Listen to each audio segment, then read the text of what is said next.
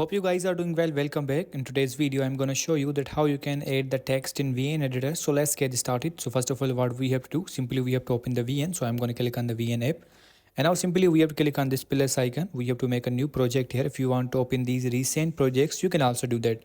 So let's click on this new project option, and then we have to click on the new project again. And now we have to go to the video section and whatever you want to import. For example, I want to import this video here. So let's import this. And now simply we have to click on this icon. So I'm going to click on this icon. As you can see, now we are redirected to the editing mode. Now if you want to add the text, simply you have to click on the second layer. As you can see, a text tab to add subtitle. For example, I'm going to click on this. And now title are the SRT files. For example, I'm going to click on the title here. As you can see, different types of titles are provided here. For example, I want to use this one here. So as you can see, now it's added. So if you want to add different one, you can also do that. I'm going to click on the edit again. If you want to apply these effects, every option is provided here. I'm going to click on this plus again. Let's go to the title. And as you can see, these different types of titles are provided here. Let's click on this one here. As you can see, now if you want to edit this, you have to double tap on that.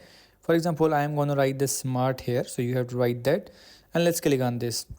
So as you can see, now we are done. So you can adjust this and you have to move this wherever you want this title.